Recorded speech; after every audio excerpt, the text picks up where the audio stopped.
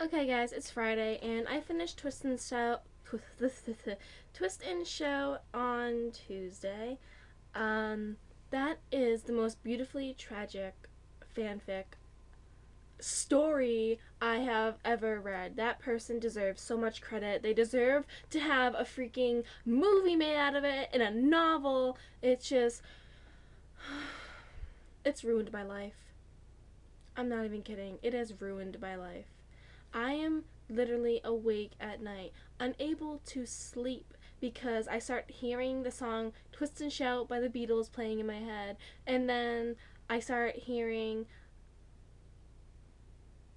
I can't help falling in love with you in my head, and I'm just like struck with all the feels, and I just sit up and I just start crying. I'm like, why did that have to happen? And like, seriously, you guys, if you haven't read it, I don't even know if I want to recommend it because it has completely ruined my life, and I'm not even kidding. Like, I looked at the tag before I ever read it, so I found out who died before, and I was kind of wished I hadn't looked, but I was reading through it, and I'm like, people are all like, oh my god, like freaking out and stuff about it. I'm like, psh, it can't be that bad. I'm like, what's so bad about it? I'm probably not even gonna cry. I read it. By chapter 5, I was bawling my friggin' eyes out.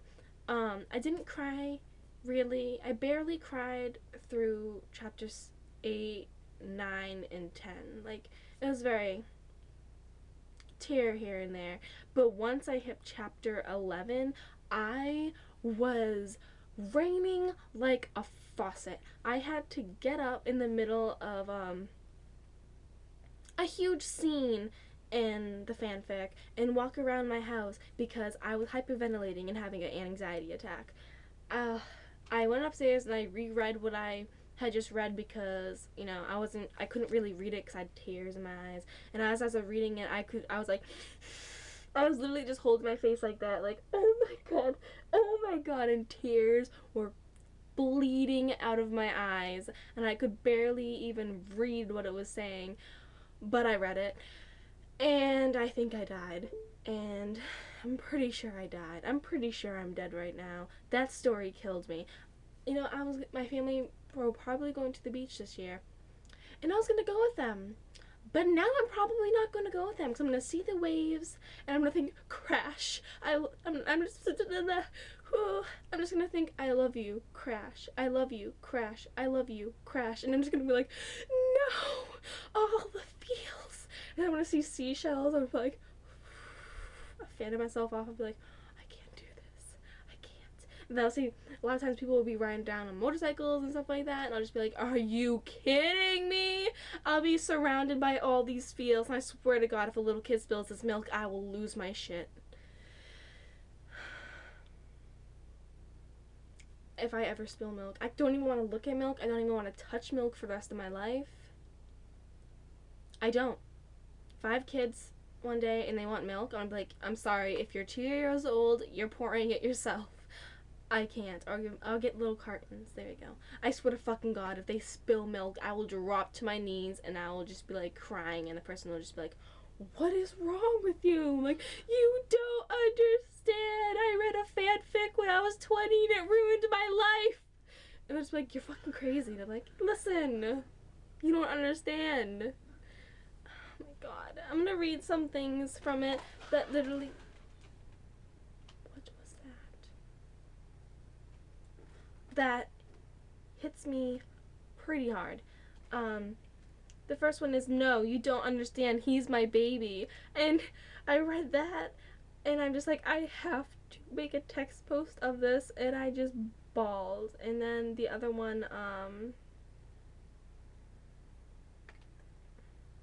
what's this one? Oh, that's something. Alright. Because I've been reblogging and venting about it like crazy without giving away who died and stuff like that. You know, trying not to. The first line, when When so and so went into the, if you've seen it, you'll understand. When so and so went into the hospital to see so and so. The lines that absolutely killed me, I'll read it to you right now. I have to go into my locked blog. Um, wow, it's being slow. Come on, computer. I don't know why I just freezed. Okay, there we go. Oh, wow. I don't know what I just clicked on or what exactly it's doing right now, but it did something. Alright, it just posted fine. Alright, so gonna scroll down because I vented a lot. I've had some angry vents. I went through how much I had a rant to them about how much I hated Dean. Fuck Dean. Fuck what he did to Cass. Fuck him. Fuck you. Fucking fuck. Anyways. Alright, so I gotta find this.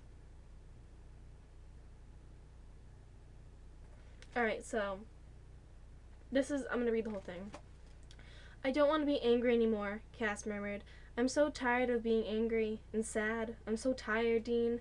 He squeezed Dean's hand. I want to be happy. Let's be happy. What is there to be happy about? Dean said, finally lifting his head, his eyes furious. What is there to be happy about? Because I shouldn't even be here, he sobbed, reaching forward, pulling Cass' mask back in place. Wear your goddamn mask. Wear your mask, goddammit. Cass stroked the back of Dean's hand with his thumb. I'm happy because you kept your promise. I haven't kept anything, Cass. I let you go. I let this happen to you. His mouth wouldn't make words anymore. Oh, Dean, he began. You finally came home to me. The broken noise that tore out of Dean's bounced around the small shoebox of a room. He slid forward on the low chair till his head was resting on the bed. Cass touched his hair, his hand trembling. It was a long time, he sobbed, and it was hard, but it's all right now. It's all right. We can rest. You're dying, Dean hissed, lifting his head, his face crumbling when Cass looked down on him. His eyes were wide and sad. Christ, Cass, you're dying right in front of me. Oh, Jesus.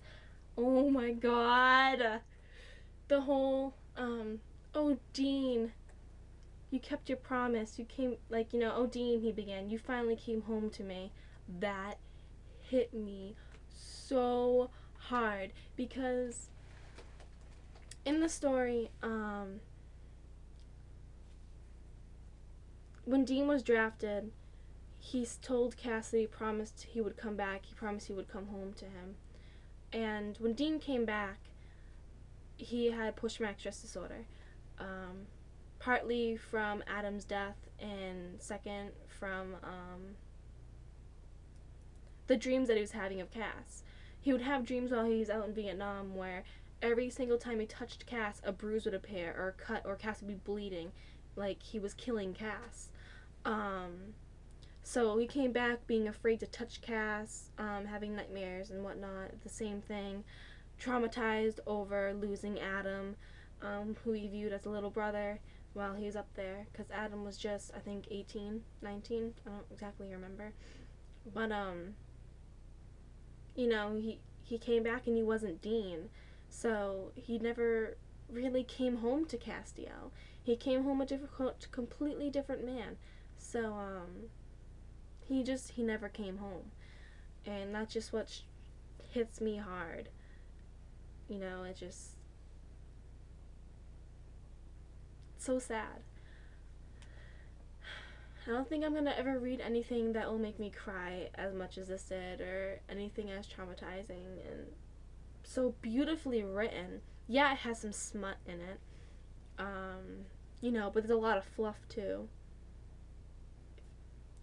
Fanfic people will understand that. Fluff as in like a lot of romantic cutesy stuff, and smut as in like so very descriptive. Very very descriptive. Very descriptive. Like you're reading it and you can literally see everything that's happening in your head, from meeting Dean to him sitting across the table with a milkshake and whatnot. Like, you don't understand. There's so many things you cannot look at anymore and feel the same way.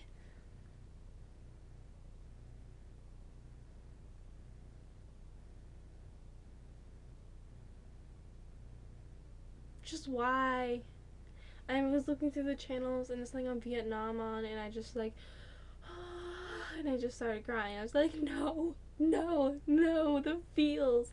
I think I'm gonna be feeling the feels until I'm 80 years old. I'm gonna be reading this until I'm 80 years old. When my kids come home and they say they want to see some kind of romantic movie in theater, or they want to read this book and it's about romance or whatever, or they are reading a book about romance, etc., I'm just gonna be like, listen here, I'm gonna traumatize your little ass right now. These books, like the Notebook and everything that you're reading, yeah, they're sad. Or watching, Notebook's a book, right? Um, or watching whatever. You think this is sad? Well, pulls it up on Google. Read this. Now this is going to ruin your little life. And I'll leave it at that. And if they don't read it, then every single night I'm gonna walk into their room and I'm gonna read it to them part by part as a bedtime story. Because I am a child life ruiner.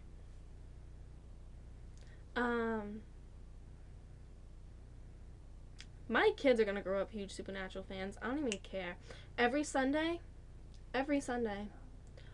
we're watching Supernatural. It'll be my kids' religion. My kids' religion will be Supernatural. And anybody who has a problem with that can go fly away into the night and never be heard from again. What are other lines that kill me? I'm sorry, I'm just going through this. When Dean, not going in there, not going there. Nope. Okay, I'm gonna read this part. This part was when Dean was drafted. Dean shook his head and grasped at the front of Cass' sweater, bouncing the fabric in his hands and pulling him closer. Cass followed and Dean pressed his face into the crook of his neck, arms wrapped around him. I don't want to leave you. Sam wants to speak to you, he repeated as he placed his hand on the back of Dean's neck, rubbing in circles on his back with his other hand. Cass held him tight, hushing him.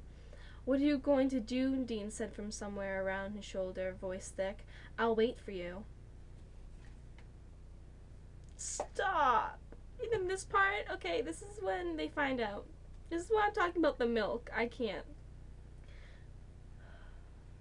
Stop, Dean said, and Cass hadn't heard him come in. He was busy trying to clean up the milk. Cass, stop it. It's fine, Cass answered. It's fine. It's okay. Cass, baby, stop, Dean whispered, trying to take the towel out of his hand, but Cass wasn't done yet.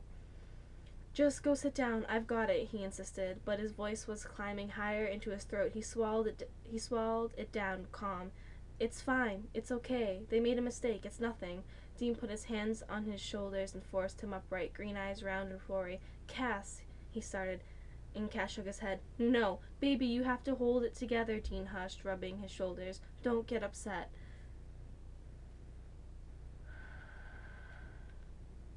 All Cass wanted was milk. And then he heard Dean's number, birthday, whatever, and I think the saddest part of that is when Dean finally breaks down into Cass, and they're both holding each other and crying. But yeah, like I said, if you hope it didn't give too much away, and if you haven't read it and don't plan to, that's whatever. But if you have read it and you still plan on reading it, seriously, I barely gave anything away. It has to do with the story. You really don't know anything at all. And I would recommend it, but I don't recommend it because it is so, so depressing. I still feel just so. And it's been several days. So yeah, good luck if you read that. And if you read it, I'm sorry for ruining your life for telling you about it. Because it's ruined mine. I really want a friend to read it so we can vent about it. But I don't have any cool friends who like Supernatural. All my friends suck because they don't like it and they don't watch it. Fucking losers. I'm kidding. I love you guys. I'm kidding. I don't love you. You need to watch it. I'm judging you every single day you don't watch it. Kidding. No, I'm not. Anyways, at least my boyfriend watches it and is reading this, but his slow ass is taking his merry little time. I'm like, can you freaking hurry up so I can vent? So I can't vent to him if he hasn't read it. My message to the person that wrote it: I hate you. I hate you for ruining my life. You beautiful, beautiful person who wrote a beautiful, beautiful tragic story. You ruined my life, and I hope you're happy.